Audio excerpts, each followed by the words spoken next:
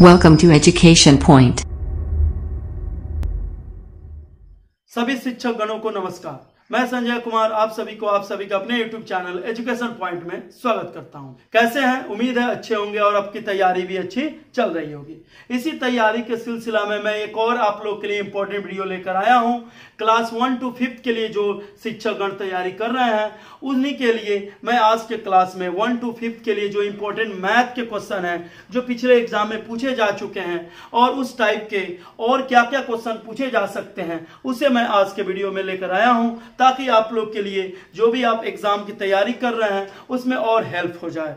तो चलिए हम लोग उसे अच्छे से समझते हैं कि वो क्या क्वेश्चन है और कैसे उसे हम लोग अच्छे से सॉल्व करके अच्छे से अच्छे नंबर ला सकते हैं। तो पहला जो क्वेश्चन ये है कि 5, 10 और 35 के सबसे छोटे गुणज सार्वगुणज की बात हो रही है और सबसे बड़े सार्वगुणनखंड का अंतर। देखिए यहां पे दो टर्म लिया है, एक सार्वगुणज लिया है और एक सार्वगुणनखंड लिया है। तो सार्वगुणनखंड और सार्वगुणज का मतलब समझ लीजिए। पिछले वीडियो में मैंने सार्वगुणज के बारे में बता दिया था और उस टाइप के क्वेश्चन भी मैंने आपको बता दिया था। सार्वगुणज एलसीएम हो जाएगा और सार्वगुणनखंड आपका क्या हो जाएगा? एचसीएफ हो जाएगा। तो यहाँ पे हम लोग सार्वगुणज निकालेंगे, एलसीएम निकालेंगे किसका किसका?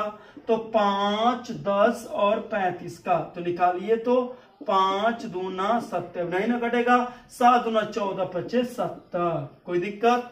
और सार्वगुणनखंड निकालिएगा कि 5, 10, 35 को कौन सा छोटा संख्या है जो काट दे। तो आपको 5 पता है कि 5 से 5 भी कट जाएगा, 5 से 10 भी कट जाएगा, 5 से 35। तो एचसीएफ निकालिए या डायरेक्ट लिख दीजिए, क्या होगा जी? 5 होगा। और अंतर पूछ रहा है तो घटा दीजिए, कितना आएगा जी? 65। तो ऑप्शन नंबर 4 आपका सही हो गया। तो यदि सार्वगुणज दे तो अब ज्यादा घबराने की जरूरत नहीं है, उसका क्या निकाल देंगे? एलसीएम। और सार्वगुणनखंड दे तो उसका एचसीएफ निकाल देंगे, ठीक है ना। तो चलिए अब हम लोग नेक्स्ट क्वेश्चन को देखते हैं। संख्या 105 के गुणनखंडों की संख्या। तो गुणनखंड क्या है कि ये किस किस नंबर से क्या होता है? कट जाता है 105, ठीक है। तो 105 का जब गुणनखंड करेंगे हम लोग ऐसे काटेंगे तो 5 दूना 10 हो गया ना, और 5 एकम 5, फिर 3 सत्ते 21। तो क्या मिला जी? 5, 3, 7 ही है जो 105 को काट देगा। तो कितने गुणनखंडों की संख्या मिल गई? 3 मिल गई। तो ऑप्शन नंबर 2 जो है आपका क्या हो गया? सही हो गया। तो इसे आप अच्छे से समझ गए। खंड का मतलब है उसको काट देंगे और जितने टर्म मिलेंगे वही उसका क्या हो जाएगा? आंसर हो जाएगा। यहाँ पे जो नेक्स्ट क्वेश्चन है तीसरा नंबर, वो बहुत ही इंपॉर्टेंट है, देखिएगा ध्यान से। किसी वर्ग का परिमाप आपको दिया हुआ है 24 cm और किसी आयत की लंबाई 8 cm दी है। दोनों का यहाँ पे रिलेशन को आपको जानना होगा।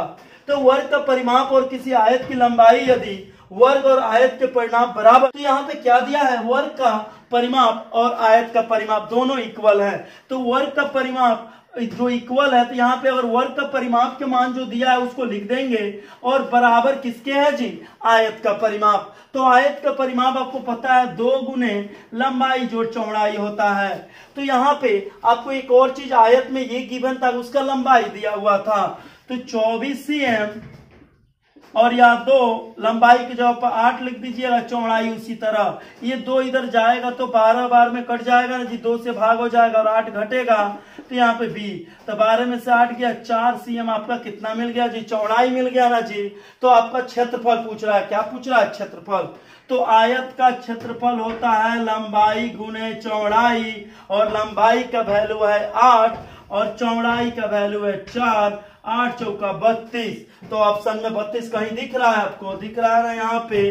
दूसरा नंबर ऑप्शन आपका क्या हो गया? सही हो गया। तो चलिए हम लोग नेक्स्ट क्वेश्चन को भी अच्छे से समझते हैं। अब हम लोग आज के क्लास का जो नेक्स्ट क्वेश्चन है, ये क्वेश्चन जो आपको दिख रहा है बोर्ड पे, ये बहुत ही इंपॉर्टेंट क्वेश्चन है क्योंकि ये क्वेश्चन बार बार पूछता है। इस टाइप के क्वेश्चन तो आपको इसलिए पूछता है कि आपके बेसिक कॉन्सेप्ट पूरा क्लियर है कि नहीं है। देखिए यहाँ पे निम्न में से कौन सा सही नहीं है आपको बताना है। इसमें बहुत सारे जो 4 ऑप्शन दिए उसमें 3 जरूर सही होगा, एक गलत होगा। तो गलत ही आपको ढूंढना है कि कौन सा इसमें सही नहीं है। तो बेसिक कंसेप्ट आपका क्लियर होना चाहिए, तभी आप इसको सही से बना पाइएगा। तो यहाँ पे इसमें ये बोल रहा है फर्स्ट क्वेश्चन में कि निम्न में से कौन सा सही नहीं है। तो एक घन के 6 फलक होते हैं जी। तो आपने घन देखा है, घन के 6 फलक होते हैं, ये बात सही है। तो हाँ, घन के कितने फलक होते हैं? 6 होते हैं। आप अपना रूम ही देख लीजिए ना, तो एक ऊपर होता है, एक नीचे होगा, एक साइड, फिर इधर, फिर इस साइड, फिर इस साइड, तो 6 हो गए कि नहीं हो गए जी? तो यहाँ पे हम बोल सकते हैं ये बात सही है।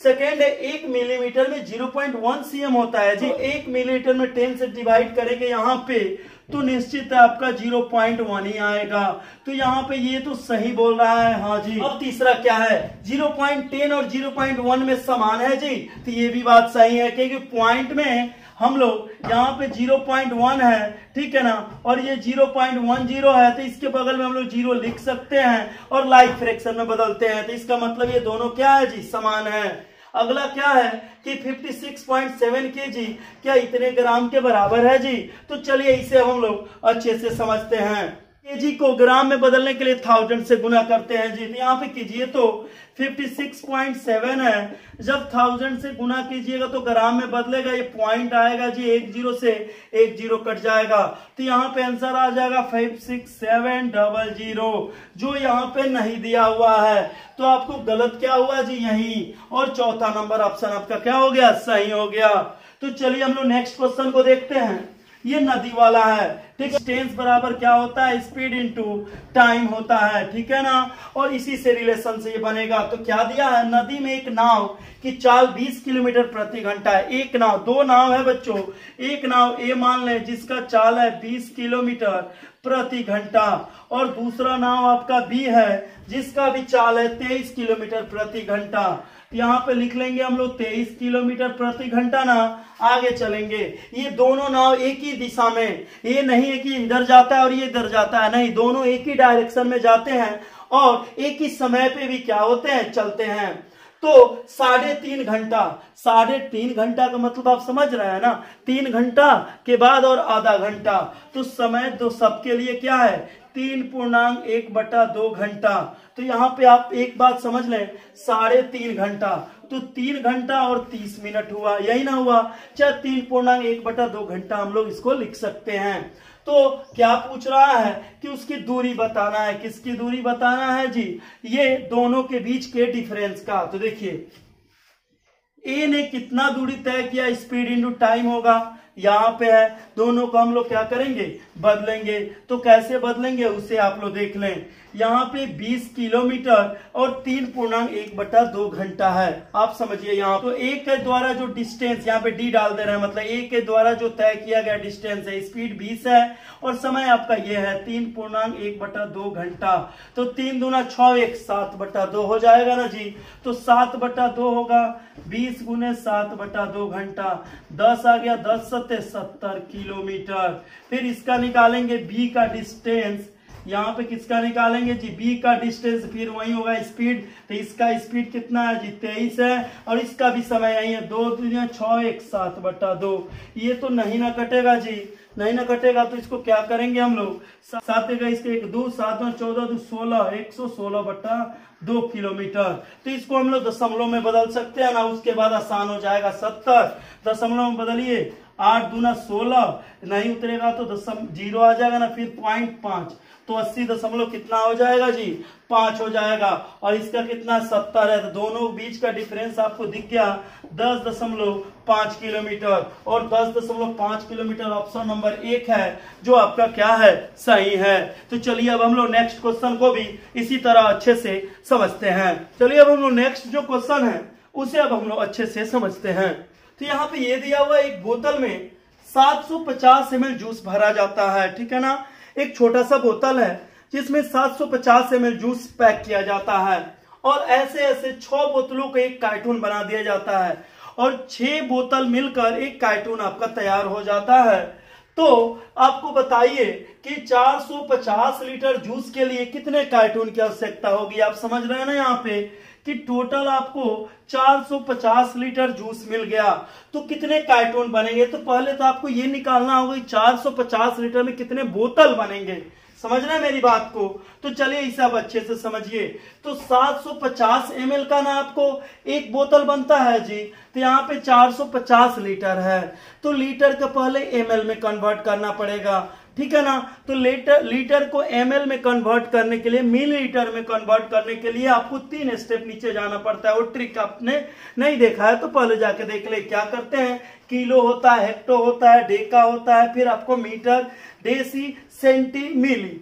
तो मीटर से जब मीटर, डेसी, सेंटी, मिली 3 स्टेप नीचे जा रहे हैं तो 1000 से गुना करते हैं। यहाँ पे आप समझ लें, यहाँ पे दिख रहा होगा आपको अच्छे से। तो यहाँ पे आप देख रहे हैं कि 450 लीटर है, तो इसको अब हम लोग मिलीलीटर में बदलेंगे तो 1000 से गुना कर देंगे। और बोतलों की संख्या निकालना है तो एक बोतल में जितना अमाउंट अटता है उससे डिवाइड कर देंगे। तो यहाँ पे मिल गया, मिलीलीटर से मिलीलीटर गया, 10 से 10 गया। तो काटिएगा तो देखिए कैसे कट रहा है। 25 तिया 75 होता है, 25 चौका 40 हो गया। 3 से कटेगा ये तो 15 बार में कट जाएगा।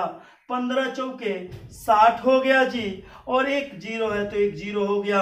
तो आपको पता चल गया टोटल बोतल 600 है। एक कार्टून में 6 ही बोतल आता है। तो कार्टून निकालना हो तो फिर 6 से डिवाइड कर देंगे तो 100 आ जाएगा। तो यहाँ पे जो मेरे कार्टून की संख्या हो गई वो 100 हो गई। तो ऑप्शन नंबर 1 आपका क्या हो गया जी, सही हो गया। तो चलिए अब हम लोग नेक्स्ट क्वेश्चन को समझते हैं।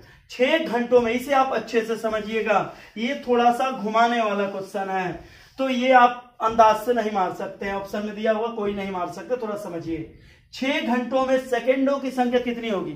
6 घंटों में जितने सेकेंडों की संख्या होगी कितनी दिनों में मिनटों की संख्या के बराबर होगी। मतलब 6 घंटा में जितना सेकेंड होता है उतना ही मिनट कितने दिनों में होता है। तो आप ध्यान से समझिए। तो पहले तो आपको ये निकालना है कि 6 घंटे में सेकेंड कितने होते हैं। 1 घंटे में 60 मिनट होते हैं और 1 मिनट में क्या होता है जी, 60 सेकेंड होता है। तो आपको ये पता चल गया कि 60 में 60 से गुना कीजिएगा तो 3600 होगा। तो 1 घंटे में 3600 सेकेंड होते हैं। कितने होते हैं जी, 3600। तो 6 घंटे में सेकेंड कितने हो जाएंगे आपको ये पता कीजिए। तो 6 घंटे में सेकेंड, 1 घंटे में 3600, तो 6 में 3600 से गुना कर देंगे तो 00 तो रहेगा और 6 के 36 भी रहेगा। 3 6 3 का 18, 3 21 सेकेंड हो गए 6 घंटे में। लेकिन आपको क्या निकालना है उसे आप देख लें। इसमें कितने मिनट होते हैं, 60 मिनट। तो चलिए इसे हम लोग करते हैं। एक दिन में पहले पता लगाते हैं कि कितना क्या होता है जी, मिनट होता है। तो 1 घंटा, 1 दिन में 24 घंटे और 1 घंटे में 60 मिनट। तो ये टोटल आपका मिनट आएगा 1 दिन का। किसका आएगा जी, 1 दिन का। तो गुना कीजिए 0, 6 चौके 24 के 4, हासिल आया 2, 6 दूना 12, 2 14। तो 1 दिन में आपको कितने आ गए जी, 1440 मिनट आ गए। लेकिन लाना है इतना, मतलब ये दोनों, ये सेकेंड मिनट से नहीं मतलब है, ये बस अमाउंट इक्वल होना चाहिए। समझ रहे हैं ना। तो इस अमाउंट को इक्वल करने के लिए कितना दिन चाहिए, तो एक हम आसान कर सकते हैं, इसमें इससे डिवाइड कर देंगे। ठीक है ना। तो डिवाइड जो भी करेंगे 140, तो 10 से 10 क्या हो जाएगा जी, कट जाएगा ना। अलग कर दे रहे हैं, यहाँ पे आपको फ्रेश दिखेगा। 1 4 4 काटिए तो 2 से, तो 2 से काटिएगा तो 7 दूनी 72 कट गया ना जी। 2 से काटिएगा तो 1 0 8 हो जाएगा। 108 दूनी 16, फिर 0, फिर ये कटेगा 9 से कट जाएगा 9 8 72, 9 एकम 9, 9 दूनी 18 कट गया ना जी। फिर ये कट जाएगा 8 से, 8 एकम 8, 4 निकल गए 0, 8 25 40। तो आपका आंसर आ गया 15। मतलब 15 दिन में आपको मिनटों की संख्या जो होगी वो 6 घंटे में सेकेंडों की संख्या के बराबर हो जाएगी। आप इसे अच्छे से समझ गए ना। तो चलिए अब हम लोग नेक्स्ट क्वेश्चन को भी समझते हैं। अब हम लोग आज के क्लास का जो लास्ट 3 क्वेश्चन बचे थे उसे भी हम लोग अच्छे से समझ लें। तो यहाँ पे ये बोला जा रहा है यदि भाजक, भागफल तथा शेष क्रमशः यहाँ पे दिए हुए हैं तो भाज्य ज्ञात करना है। देखिए ये कोई बड़ी बात नहीं है भाज्य ज्ञात करना। एक छोटा सा फॉर्मूला है जो आपको याद होना चाहिए। क्या है जी, उसे आप देख लीजिए। भाज्य बराबर होता है भाजक गुने भागफल और जोड़ शेष। समझ रहे हैं ना। तो यही फॉर्मूला से आप इसे आसानी से निकाल सकते हैं। देखिए भाज्य निकालना है, आपका भाजक है 12, भागफल है 14 और शेष है 3। तो 12 चौके 48 के 8 आया 4, 12 एकम 12 4 आया 16 प्लस 3 जोड़िएगा तो 68 में 3 जोड़िएगा 71, 1 7 1 आपका आंसर सही। तो दूसरा नंबर आपका आंसर क्या है, सही है। दूसरा क्वेश्चन देखिए, ये थोड़ा सा कठिन है क्योंकि ये आपको अगर बेसिक नहीं पता तो आप नहीं बता सकते हैं। तो ध्यान से देखिएगा, यहाँ पे बोल रहा है 281 का पावर 19 है को हल करने पे इकाई स्थान पर क्या होगा। तो यहाँ पे देखिए एक ट्रिक आपको याद होना चाहिए। लास्ट में क्या आएगा, 1 है ना जी, तो 1 को कितनाओं बार पावर कर दीजिए, ठीक है ना, 1 को कितनाओं पावर कर दीजिए तो उसका एक ही आंसर आता है। तो यहाँ पे लास्ट में 1 है तो इस संख्या को आप कितनाओं बार मल्टीप्लाई कीजिएगा तो 1 एकम 1 ही आएगा, फिर लास्ट में आएगा तो फिर 1 एकम 1 ही आएगा। तो इसका मतलब यह है कि 1 को कितनाओं बार, चाहे वैसी संख्या जिनके लास्ट में 1 हो तो उनको कितनाओं बार पावर दे दीजिए तो उसका जो लास्ट अंक आएगा, उसका जो आंसर आएगा उसका वो 1 ही आएगा। तो इसका आंसर क्या हो जाएगा, 1। तो ये आप बस याद रखेंगे, जिसके भी संख्या के लास्ट में 1 होगा उसका स्क्वायर कर दीजिए या उसका पावर 1000 ही रख दीजिए तो भी जो नंबर आएगा उसका भी जो लास्ट अंक होगा वो 1 ही होगा। ठीक है। लास्ट क्वेश्चन है, निम्नलिखित में से कौन सी संख्या प्राकृत संख्या का वर्ग नहीं है। ये भी बहुत ही आसान है, ठीक है ना, लेकिन ये भी कब बनेगा जब आपको एक चीज पता होगा जो यहाँ पे मैं आपको बताने जा रहा हूं, उसे आप ध्यान से समझिएगा कि कैसे पता करेंगे कि कौन सी संख्या किसी संख्या की वर्ग है और कौन सी नहीं है।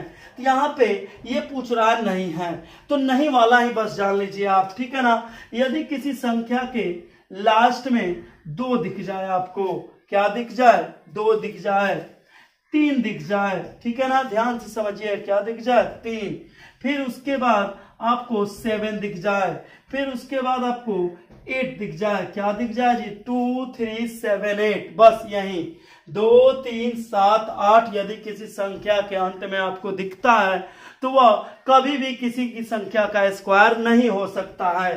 तो यहाँ पे किसके अंत में दिख रहा है जी, 2 3 7 8 में से कोई भी, तो यहाँ पे दिख रहा है, दिख रहा है ना, तो ये आपका जो मिलेगा वो किसी भी संख्या का स्क्वायर नहीं होगा।